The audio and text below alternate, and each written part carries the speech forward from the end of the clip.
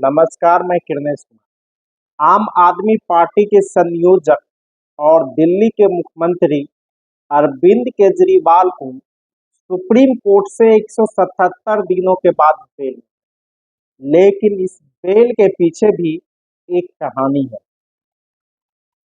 अरविंद केजरीवाल को बेल मिल गया है, लेकिन वे सीएम हाउस नहीं जाएंगे, कोई संशिका पर दस्तखत नहीं करेंगे और न ही कोई सरकार में निर्णय लेंगे।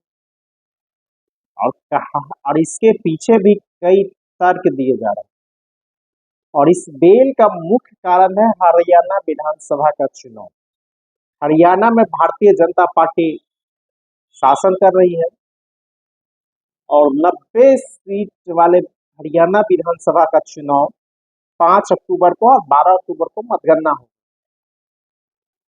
और कांग्रेस और आप में समझौते की बात चल रही थी, लेकिन अंतिम समय में कांग्रेस और आप के बीच समझौता नहीं हुआ।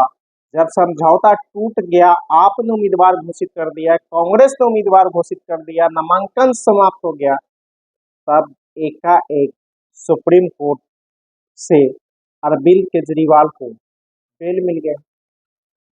बेल में भी कई शर्त लगा दिए गए और कहा जा रहा है अरविंद केजरीवाल हरियाणा विधानसभा चुनाव का प्रचार करने भी जाएंगे और उसकी पार्टी पूरी मुस्तैदी के साथ हरियाणा में लग रही।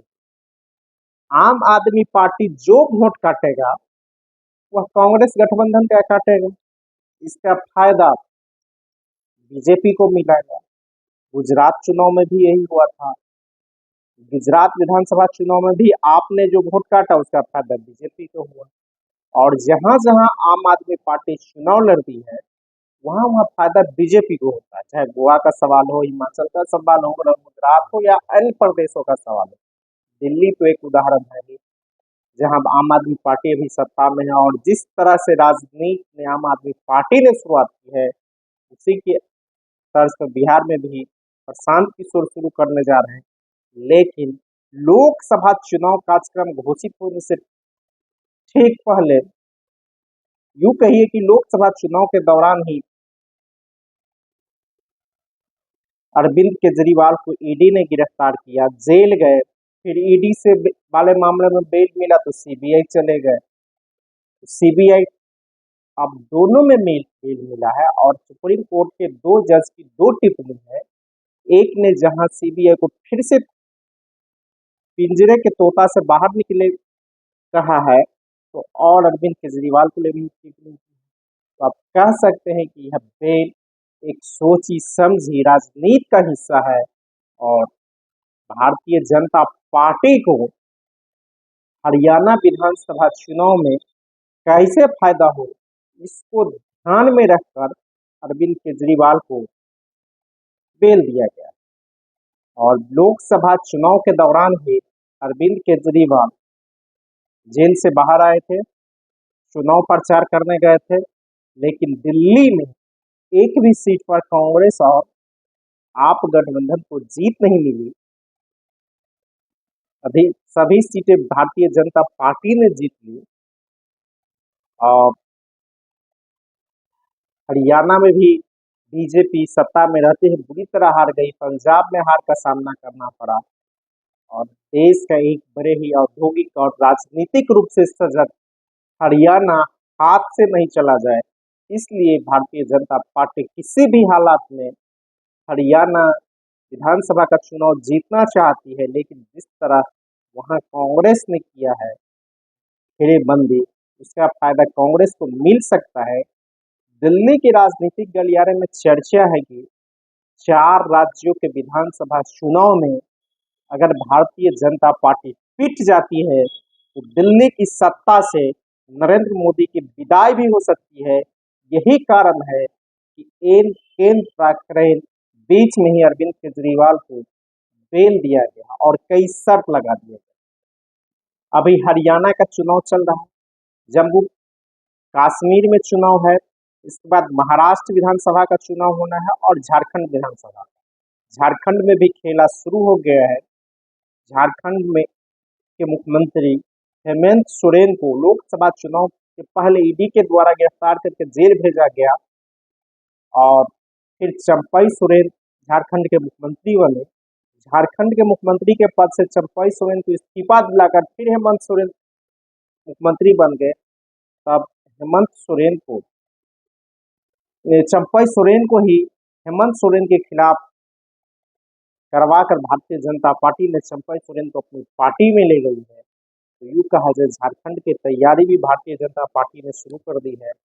महाराष्ट्र पूरी तरह फंसा हुआ है और महाराष्ट्र में जो अभी एनडीए की सरकार है उसकी विदाई भी करीब करीब तय मानी जा रही है। तो यूँ लगता है कश्मीर जो कई वर्षों से केंद्र शासित प्रदेश बना दिया गया है 2019 में, अब तब से वहाँ राज्यपाल का शासन है, राष्ट्रपति शासन है, वहाँ पर चुनाव नहीं कराया गया है और राज्य से उसको केंद्र शासित प्रदेश बना दिया गया है। वहाँ अमित शाह कहते हैं कि तुरंत राज्य का दर्जा कश्मीर को दे दिया जाएगा। जब लोक लुभावन घोषणाएं वहाँ भी जारी है, लेकिन भारतीय जनता पार्टी कश्मीर में फंसी हुई है, महाराष्ट्र में फंसी हुई है, हरियाणा में फंसी हुई है और झारखंड में भी फंसी हुई है। और जिस साल यही 2024 में ही चारों विधानसभा चुनाव का चुनाव होना है, अगर चारों में भारतीय जनता पार्टी फिट जाती है तो केंद्र की सत्ता से मोदी की भी विदाई हो सकती है, क्योंकि 18वीं लोकसभा चुनाव के बाद अभी तक भारतीय जनता पार्टी के संसदीय दल की बैठक नहीं हुई है। प्रधान नरेंद्र मोदी जो एनडीए गठबंधन के नेता चुने गए, एनडीए संसदीय दल की बैठक हुई, लेकिन भारतीय जनता पार्टी की संसदीय दल की बैठक नहीं हुई है और बाजाबता भारतीय जनता पार्टी के नेता जो संसदीय दल के नहीं चुने, कागज पर ही चुन लिए गए। अब कह सकते हैं कि वहाँ हरियाणा चुनाव कितना मायने है भारतीय जनता पार्टी के लिए। अगर हरियाणा हार जाता है तो इसका असर महाराष्ट्र और झारखंड के विधानसभा चुनाव पर पड़ेगा।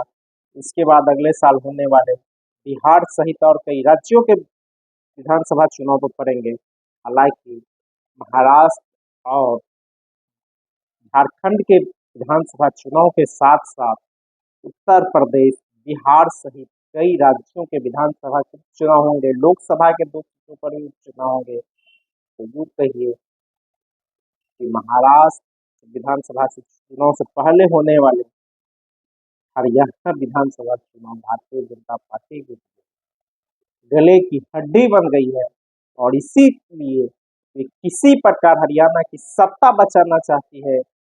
लोकसभा चुनाव से पहले हरियाणा में मुख्यमंत्री बदल दिए गए, मनोहर लाल खट्टर को हटा दिया गया, वो दिल्ली में चले गए, दूसरे मुख्यमंत्री बनाए गए।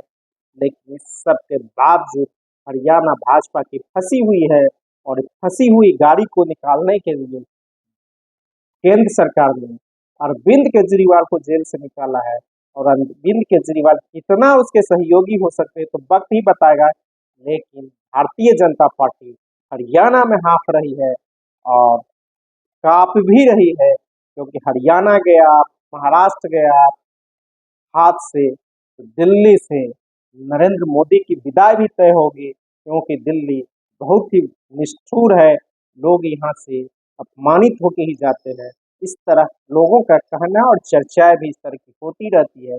हरियाणा विधानसभा चुनाव कई मायने में प्रधानमंत्री नरेंद्र मोदी के लिए काफी महत्वपूर्ण है और उसका राजनीतिक भविष्य भी इस साल होने वाले 4 विधानसभा चुनावों पर टिका हुआ है। धन्यवाद।